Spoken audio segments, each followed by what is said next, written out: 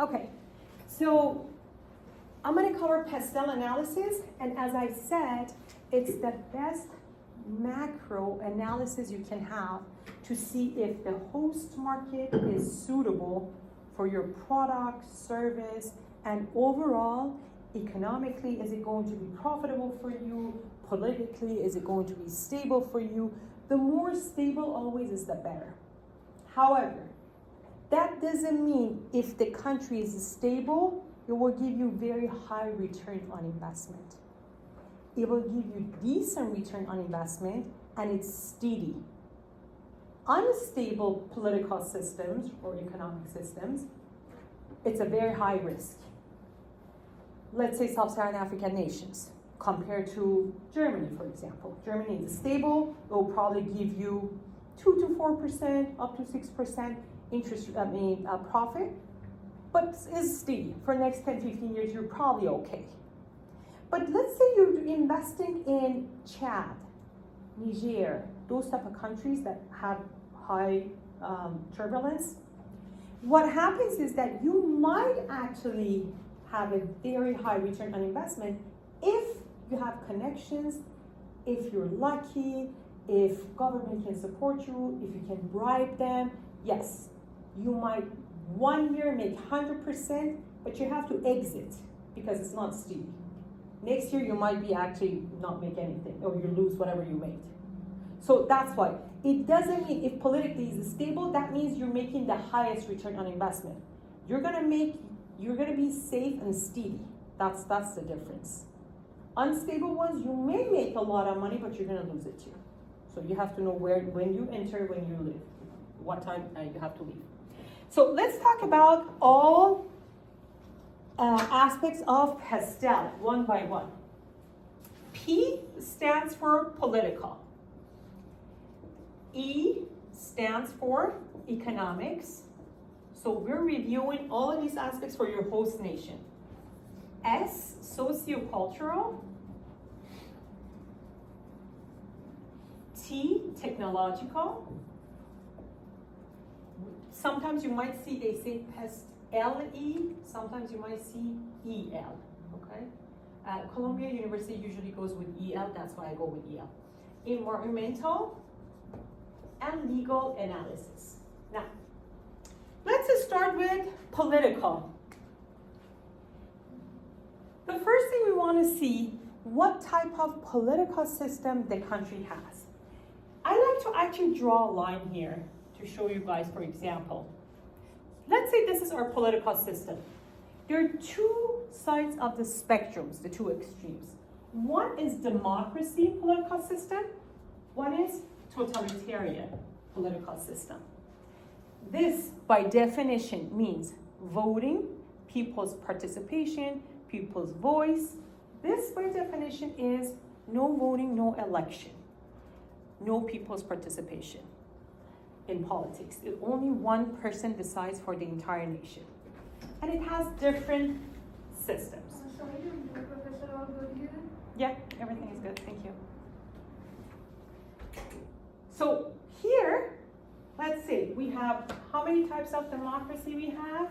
This is political system. We have representative democracy, and we have direct democracy. Anybody knows what they are? The difference? Yes, go ahead, Emma. So, for example, you would have, what did I lose the word now? But you have representatives that you vote for, and they then vote for you. Versus direct democracy, something that you would see, for example, Switzerland, where every quarter they go in and they vote on different questions. Lately, they voted, for example, the rights for gays to get married, and then the percentual divides the opinion. Very good. That's exactly what it is. Representative democracy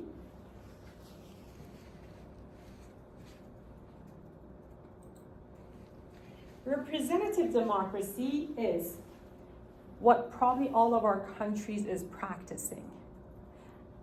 We vote for our representatives, congressmen, congresswomen, senators, and they will pass the law for us, right? You don't participate in the law, passing the law. Direct democracy is a direct participation on people. People actually vote based on to establish a law, to form a law, for example. There's only one country in the world that is still practices direct democracy, and that's Switzerland, as Emily said. It all started from Roman Empire time, when at the Colosseum, people would get together and they decide what should we do for the community or for the city, for the town, right? People will decide. This practice actually expanded at that time, but right now, a lot of countries are not practicing that anymore. They all abandoned that direct democracy. The only one that kept it is Switzerland.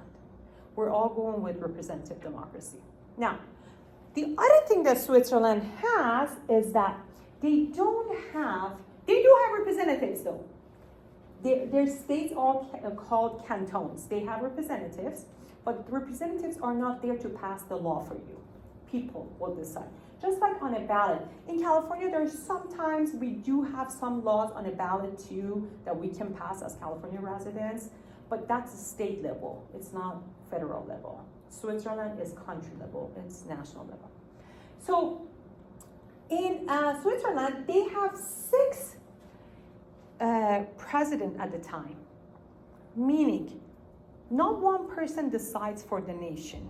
And who are selecting those presidents? So remember, those representatives are already in the parliament, right? They're not passing the law for you. They're just in the parliament. Amongst themselves, they choose those 6 people that they can act as president altogether. Meaning, if there is any decision that presidents need to make, 6 people will make, not one person. That's absolute democracy. But in international levels, they rotate to represent the country in each event. But as far as decision making, it can't be relying on one person. So Switzerland is the only country in the world that practices absolute democracy. The rest of us who have democracy on paper, we are actually practicing representative democracy, meaning election. Now, there are countries like many countries around the world, including could be Venezuela, could be Russia, a lot of countries, they have elections. But because corruption level is very high, like it's not really people voted for it. You see what I'm saying? They vote, but at the end, whoever they want, they'll put it there. In United States, we have oligarch because it's only 2 possible chances you can vote. 2 parties, main parties. However, in Europe, many countries in Europe, they have actually many different parties. In Germany, it's about almost 7 to 11, I read. Sometimes it's 7, sometimes it's 11. They have different parties representing people at the parliament. So that's a better democracy. You see what I'm saying? Because you have more choices. But here we have only 2 choices. Now, again, I want you to understand, these are just the different systems. Countries could be anywhere from here to here. For example, absolute democracy, if you want to say Switzerland is here, United States might be here, Russia might be here, but they're all voting. But it depends, like what type of, at the end, because of the corruption, which we're going to look into that too. Then it comes here, which there's absolute no voting. You're not going to vote at all. People do not participate in political systems. There are theocratic regime, tribal, left wing or communism, right wing or fascism. So, theocratic regimes are political systems. First of all, remember, all of these systems, one person decides, right? But different styles. Theocratic ones, one person decides for the whole nation, no voting system, based on theocracy, which is religion. Countries such as, a lot of countries, Arab nations by Persian Gulf are like practicing like that because it's kingdom. and based on religious, the policies implemented. Saudi Arabia is a very good example. United Arab Emirates is a very good example. Tribal happens mostly in Africa. One tribe takes over, and then civil war happens, bloodshed happens, whatever happens, the other tribe takes over. And then again, the same thing goes back. So it doesn't mean by voting the other tribe takes over. You see what I'm saying? It's always by civil war that they take it over. That's why they say it's tribal. Have you guys watched Hotel Rwanda? Anybody watch Hotel Rwanda? It's a very good movie. If you watch Hotel Rwanda, you know exactly what I'm talking about, right? In Rwanda, it shows exactly like Hutus basically killed Tutsis, 800,000 Tutsis in 6 months, which is 1/3 of the country's population, and take over, and then vice versa. You see what I'm saying? So it goes around based on civil war. Then we have left-wing communism or right-wing fascism. Left-wing communism, it started in 1917. As I said yesterday, because the gap between poor and rich was widening after Industrial Revolution, so people in Tsar dynasty, which was Soviet Union, Russian Federation at that time, they were sick and tired of it. So a group of people, Bolshevik, came up with the communism ideology that people should be treated equally and lands must be basically divided between people equally. So when they work on someone's land, they need to get also the same benefit as well. So that was the idea. It's called left-wing or communism. So the ideology started with Bolshevik in 1917. Now, because of that, so what did they say? No election, just like North Korea right now. Absolutely. No election system. I mean, China's practicing is still communism as well. No election.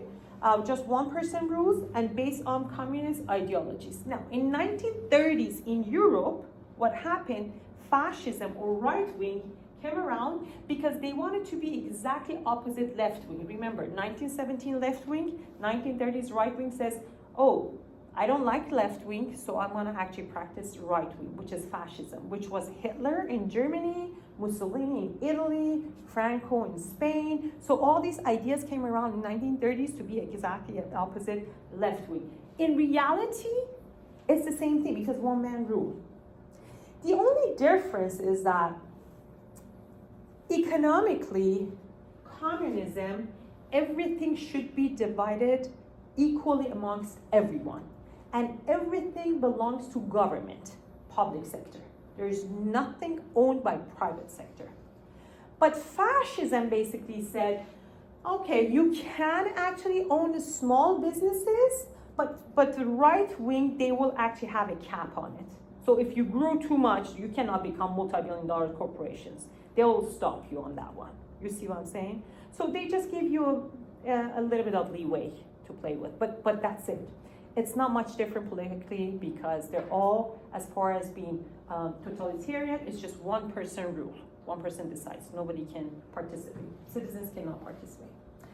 Now, so again, the examples, I already gave you guys examples. Saudi Arabia, for example, Rwanda, this one, left wing currently is North Korea. Communist Party is still in control in China, in Vietnam as well, in Laos as well. There are a couple of countries that still practice left wing. And right wing fascism. And we already talked about representative democracy, just like the United States and many other countries. All of your countries are representative democracy, and then direct democracy is Switzerland. Now, the next one is economics. Let's go here. So economic systems to this side, which usually we used to correlate democracy with open market here. That's what we used to do in 1970s, for example. And we said closed market, it's communism. That's what we said back then, right? But China proved that this is wrong. It can't be correct because China still kept its political system as communism but opened up the market. So this one is still here, but this one is here. So that's why. Now, open market means 100% open market, which means they call it, it comes from a French word, laissez-faire. Laissez-faire is hands off. It's referring to government hands off. Hey government, take your hands off from my business. Don't get involved into my business. Again, it's started after Industrial Revolution when governments noticed the gap between poor and rich is widening, so we have to implement some policies. For example, they could actually have a child labor, not pay them, just give them a meal, give them a safe space, or not even safe space, meal or anything, and that would be fine. So government steps in and says, okay, you have to pay them, for example. This is about almost 200 years ago, mid-1800. At that time, these people, business owners, came up with the idea of laissez-faire, hands off, don't get involved into my business, right? That's 100% open market, which is here. Do we have 100% open market around the world right now? No. We don't. It's not like that time. The closest we can get, which are, for example, which can be here almost, are Singapore, it's New Zealand, it's Switzerland, Hong Kong, it's not a country but a region. It's Australia, somewhat you can say. So these are the most open ones you can get.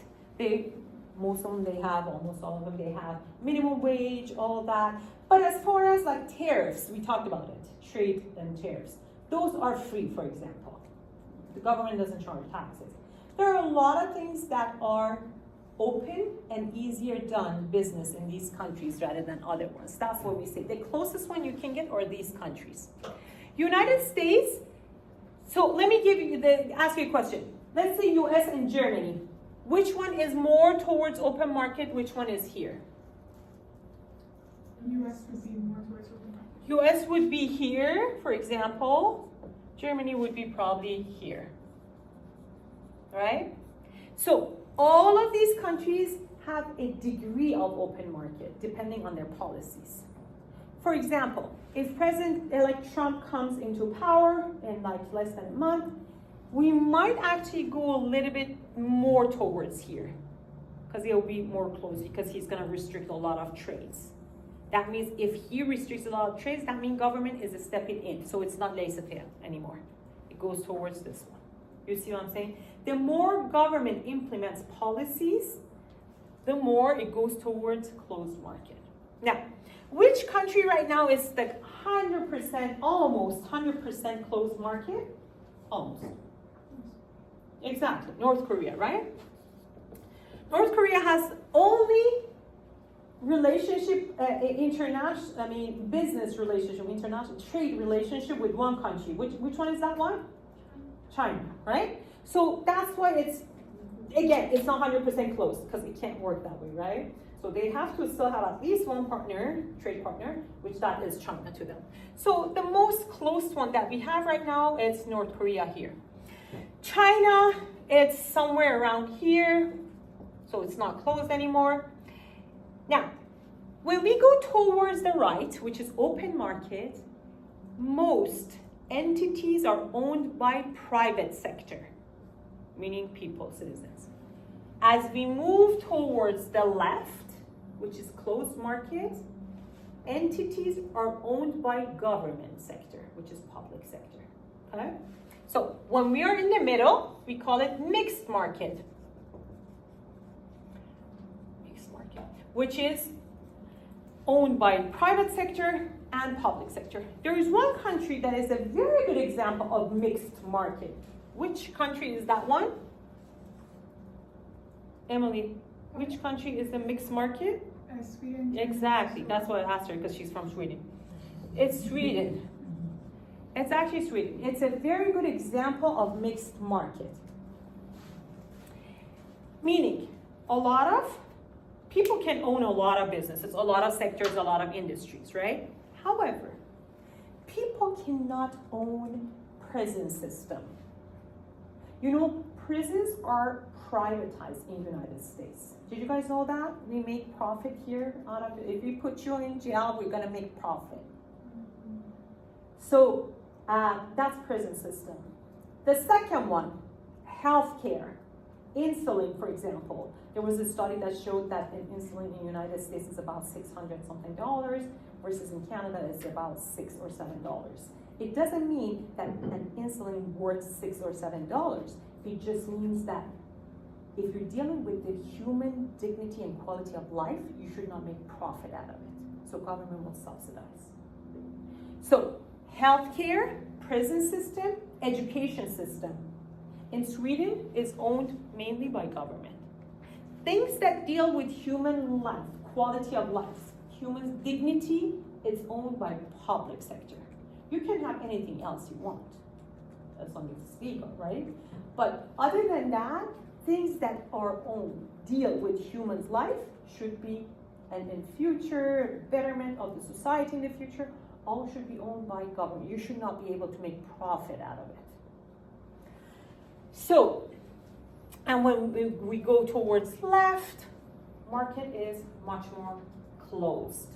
Everything is owned by government. You cannot even have a very small business, nothing. There are stores, for example, former Soviet Union, there were stores like, first of all, it's not like grocery stores like supermarkets that you know today. It was like bread store, meat store, fish store, something like that, right? And those stores are owned by government, so the person works there, they get paid like as a coupon voucher or some very small amount of money for their job. And 2 times a day they distribute the supplies. For example, 7 a.m., 12 noon, something like that. And people have to line up and get the products. So when it's owned by government, the quality comes down too. That's one problem as well. Okay, so this is as far as political system. Now let's see, where is the political system of your countries here? We talked about it. Sweden is here. Almost, I can give you a hint. Almost all of your countries are somewhere between Sweden and US, right? Because none of your countries is more mixed than Sweden. China, Japan, and South Korea, right? So China is probably close to here, but because a lot of, now China's system is not exactly because of the quality of life, but it's still about the control of government. So there are 2 different reasons for that. You see what I'm saying? Because Swedish government believes in which we're going to talk about that in socio-cultural, they're very feminist societies, meaning feminist societies think about the future. Just like a mother that has a kid thinks about the future of the kid, right? So that's what we call them feminist society, because they think about the future of the society. I'm not going to drive a car because it pollutes the air for my kids and next generation. That's what we call them feminist society. So that's their reason. Chinese reason is that government still needs to have somewhat control. That's why. Korea and Japan, South Korea and Japan, they're probably between here, I would say. They're not as open as UNESCO, but they're pretty open. So it's good enough. It's very close to, it's exactly here. It's not in the middle. It's a little to the right of China, probably Korea and Japan. And they're both open markets, pretty much open markets.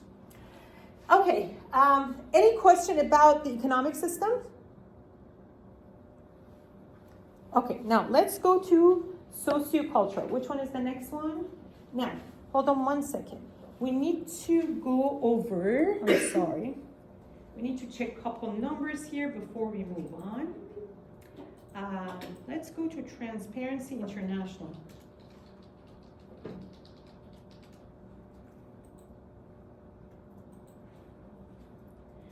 This is Transparency International Index. And it is, let's see for what year it is, because I want to pull up the latest one.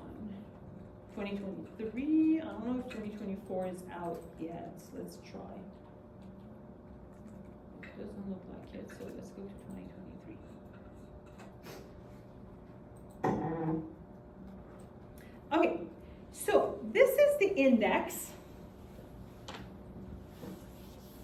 which shows how corrupt countries are. The more corrupt they are, the risk is higher, and you basically have to have a connection to invest in that country. We know that, right?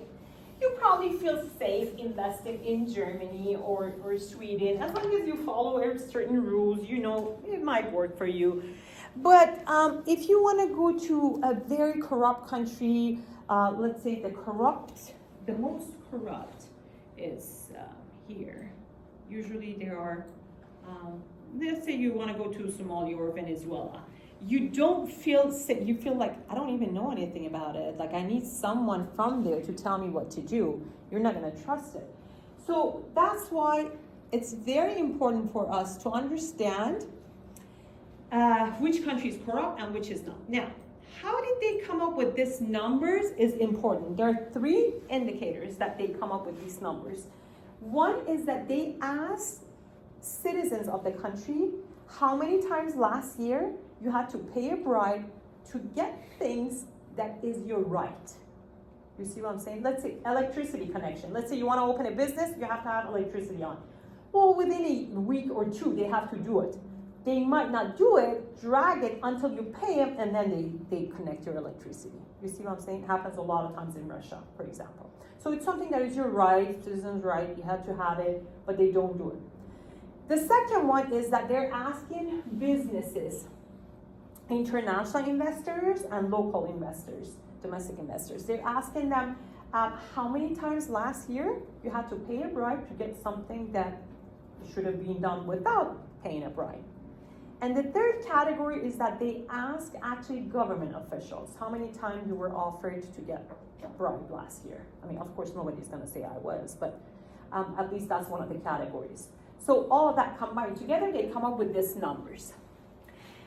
Number 1 is Denmark, and this equal sign means that from last year, from 2022, it didn't change. It stayed the same. This one didn't change. Finland, number 2. New Zealand changed, went down. New Zealand was up. Norway didn't change. Singapore, Sweden went down. Switzerland, Netherlands, Germany. So what you see here, basically, it's majority European countries, right? Now, when you go, let's see where United States is, first of all. United States is 24. When I started teaching in 2007, I remember it was 14, number 14. We were number 14. We were ranked 14. Like about 17 years, 18 years, we're like going down to the point that 2-3 years ago, I think it was 21 and 22, we went down to 26. I think it was 21. We went down to 26, and then we got back up 24 last year, 2022, and then 2023 stayed the same as here, 24, number 24. So, but it has been going down. The other one, so let's see, your country, Taiwan. You two are from Taiwan. 28, and it went down. Let's see what other countries we have here. Japan is actually higher. It's 16. Japan is doing pretty good. It's amongst almost European countries.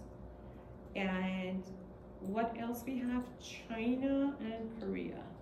China number 76, and it went down. But again, since 2007, I started teaching, so I've been following this one. China was way down in 90s, back in 90s. So they made their way up.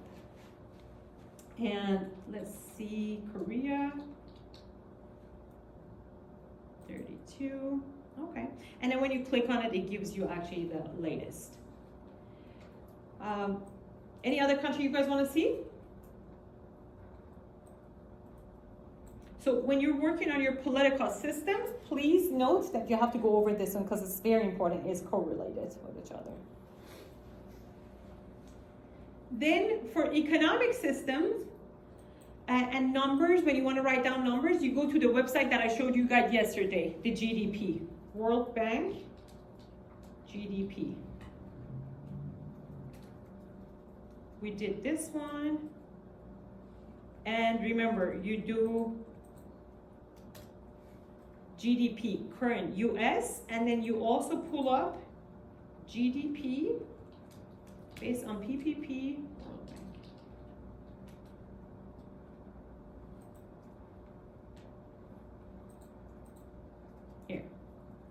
So don't forget that these two numbers are very important. So corruption, when you're writing your political system section, these two numbers, GDP, and you can pull up here unemployment, just right here on World Bank, you can pull up unemployment, GDP growth rate, which is very important growth rate. A GDP might be small, but if the growth rate is big, it's very good for the country. So growth rate is very important too, unemployment, GDP numbers, like the total GDP per year. There are a couple inflation rates, interest rates, but inflation rate very important too. So pull up those as well when you're writing the economic section, beside the system that you write overall, and then you add the numbers, okay? Then we go to socio-cultural. Let's pull up that one. Hofstede country comparison.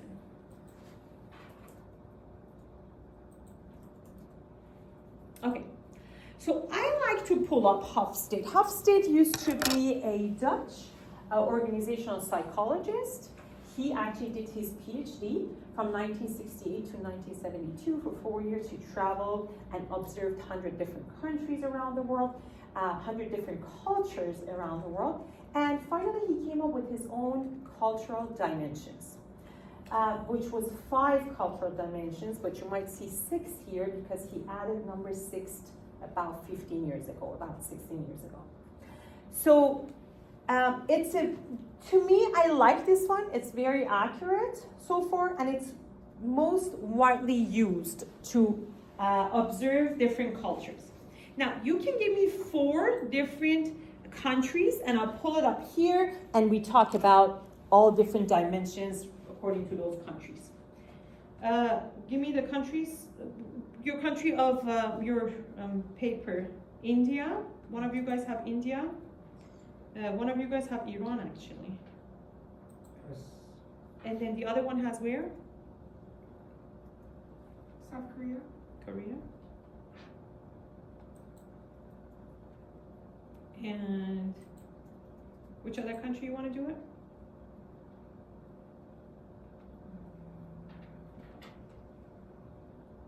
Give me a country. US. Yep. Okay. So one thing, Hofstede died in 2020, and after his passing, they changed this one and a lot of numbers. But because I've been teaching like almost 20 years, I still have the old numbers in mind too. So I'm gonna add that one as well, which was his original numbers. So these are the 5 dimensions. First, power distance. I'm gonna go over that one by one. Power distance, individualism versus collectivism. Here it says motivation towards achievement and success, which is masculinity versus femininity. Uncertainty avoidance, avoiding risks. Long-term orientation versus short-term orientation. And then the last one is indulgence, which he added this one like about 15, 20 years ago. I think 2006 he added. So when you hear 5 dimensions, we're talking about the 5 original dimensions. Now, what is power distance? Power distance basically means countries that they have a huge gap between power. What does that mean? Basically, they're saying social mobility is minimal in those countries that have huge power distance. India should have very high power distance, which as you can see here, it does. India, the Philippines, Russia, Egypt, usually these countries, especially India and Philippines, they have the highest power distance. Now, meaning, if you're born poor, you most probably die poor. If you're born rich, you most probably die rich. There's no social mobility in there. If you're from a very poor family, it's very difficult to move up. Malaysia, has a huge power gap, for example. In Malaysia, if you have basically a prefix next to your name, like Sir blah blah, or from the last names, or all those nobility names that comes with it, and you open a business, people actually invest in your business because they know that company, that firm is not going to fail. Government is not going to let it fail.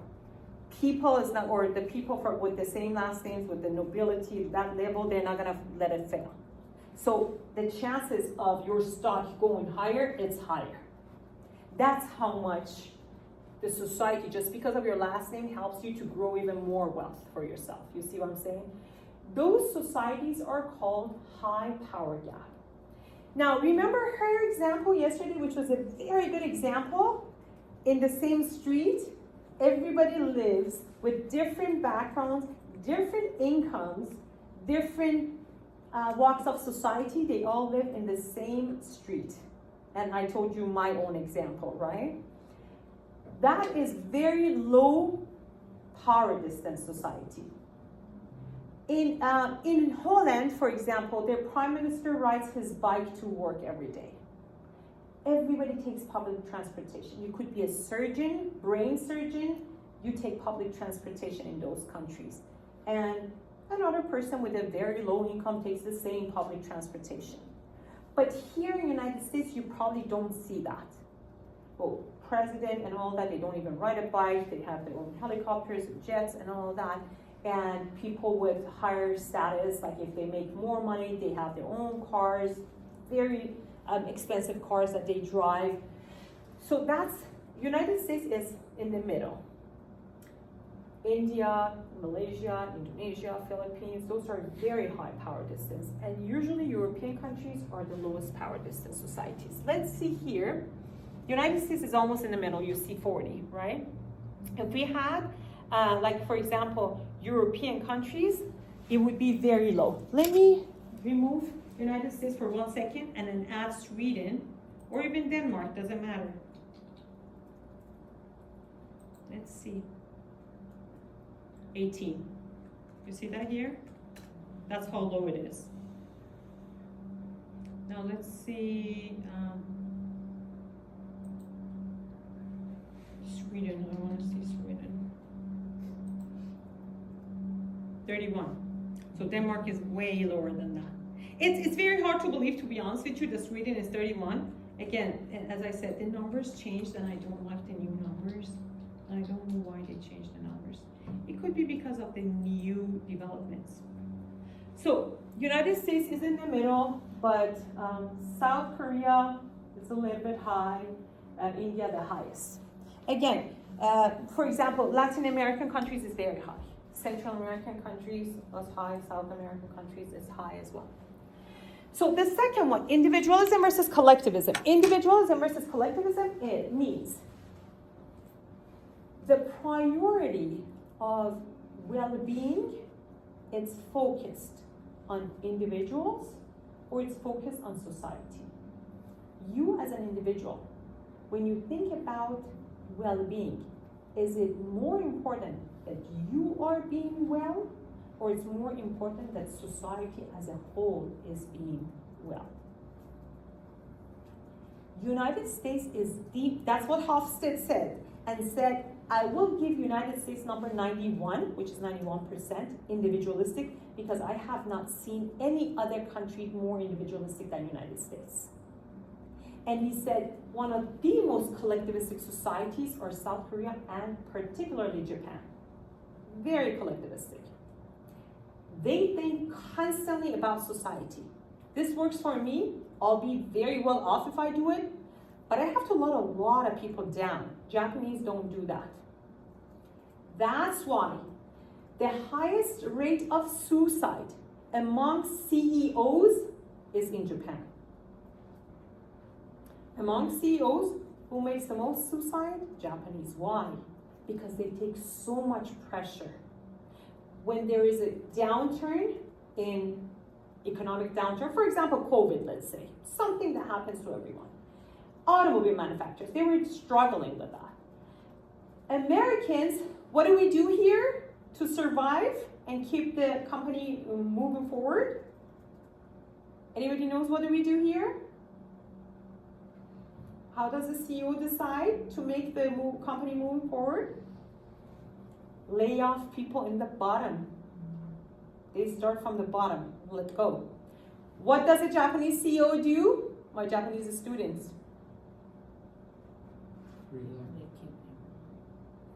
Yeah, but what do? They keep everybody, but how? Shut down the business. What do? Shut down the business. That's not keeping everybody. They cut down their salary. That's it. Oh, yeah. Exactly. They cut down their salaries from the top. They take a big cut from their own salary, then other ones from the top, going down to keep everybody in the bottom of the pyramid. That's how they do it. So that's why they keep a lot of pressure.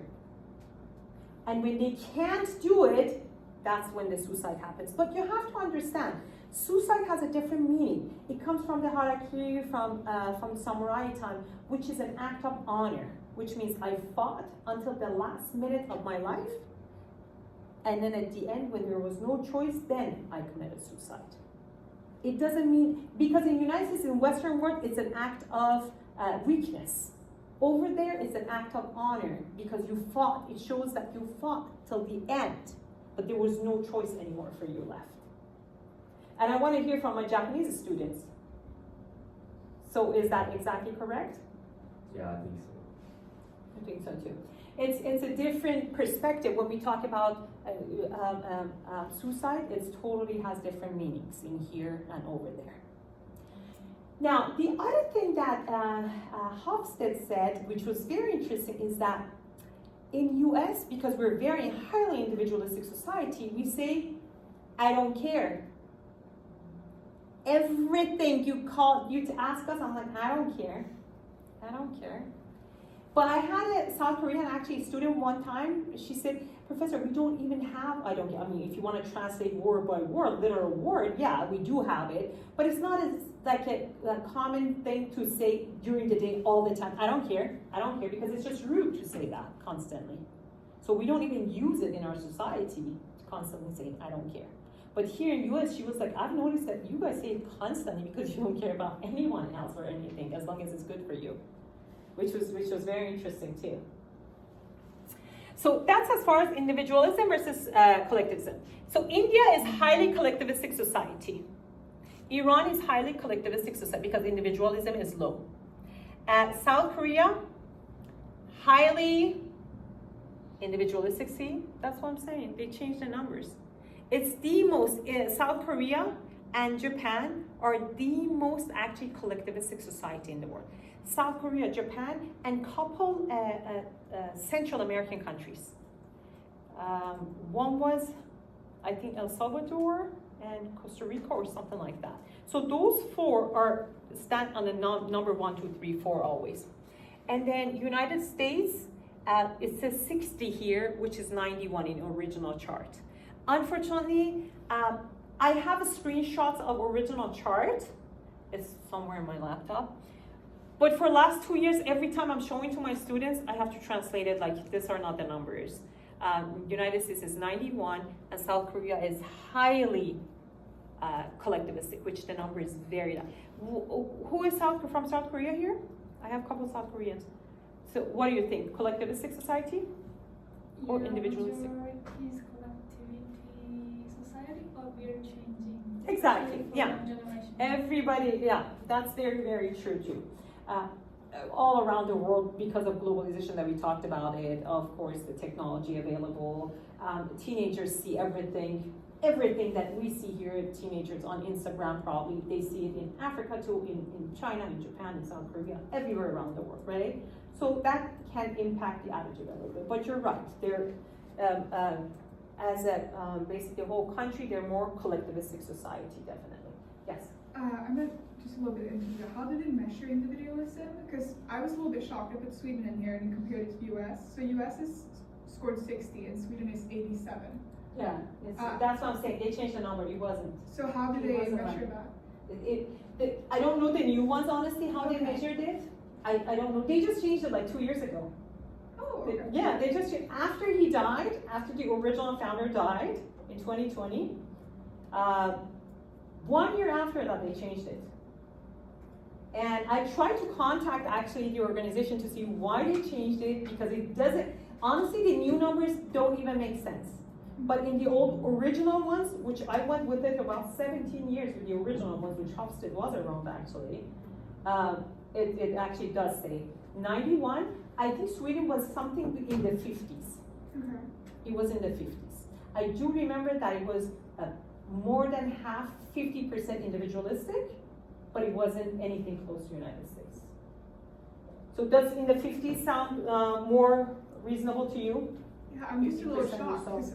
'Cause Yeah, I'm it doesn't make very sense if it's United Americanized, States. so, It doesn't make sense, I know. Yeah. If United States is 61% and then Sweden is 86%, no, there is no such a thing. And it doesn't even go with the next dimension, which we're going to talk about in feminist societies, which Sweden is number one in the world as far as feminist societies, because everybody thinks about the next generation. So if you think about someone else, you're definitely not highly individualistic. You see what I'm saying? Yeah. So the original numbers go better with it. I honestly don't know why they changed it. It doesn't make any sense to me, so I'm glad that I still know the old numbers, and when my students ask something, I'm able to give them an answer that this is not the original number. So the third one is, this is the definition of masculinity: motivation towards achievement and success. Meaning men in general, male in general, they have motivation to succeed and to show off and achieve. It's just a male character, right? The traits. So when this is high, we call it masculine societies. When it's low, we call it feminine societies.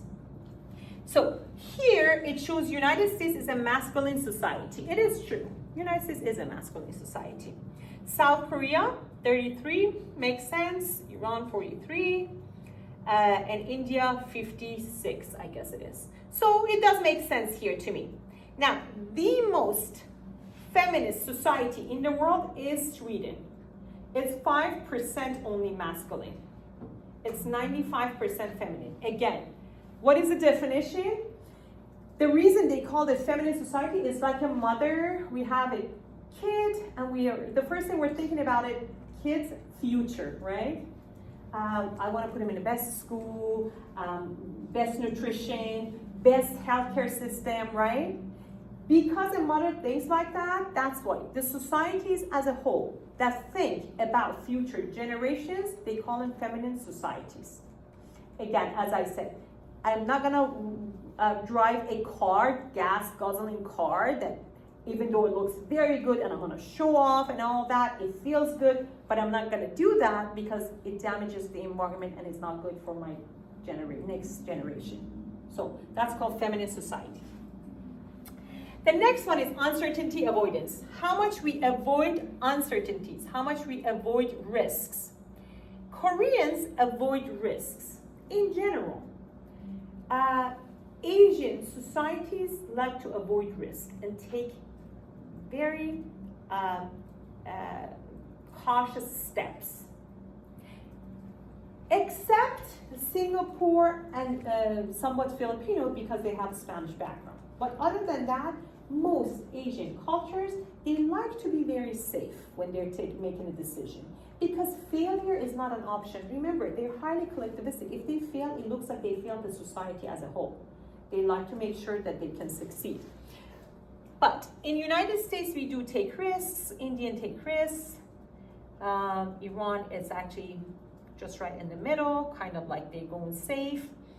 I remember the old numbers. United States was taking higher risk than India.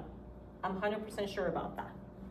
That US people take more risk than Indians, but this new numbers, it's the other way around. The next one, it's long-term versus short-term orientation. Meaning, orientation is introduction. I want to get to know you, right?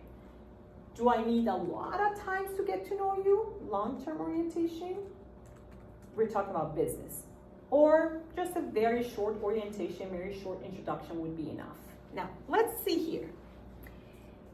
South Koreans, very long-term oriented people. Japanese, very long-term oriented people. US, short-term oriented people. I would say that United States is actually very lower than here. And I know original numbers, this one, Iran was higher than United States because we're very short-term oriented societies. Now, let me give you an example. If I want to start a business in United States, I can go online, go to their portfolio, business portfolio, look at their numbers, how much they made last year, how much per unit they sold, blah, blah, all of that. And if I like it as a supplier or as a customer, I can contact them via email. If they like it, we can get the business going, right? In Japan, that's not acceptable because they're highly long-term oriented societies. So what do you need to do if you'd like to have a partnership with a Japanese company, a proposal? You have to invite them. You have to go to Japan. You need to get to know them. They will invite you to dinner. You have to have sake with them.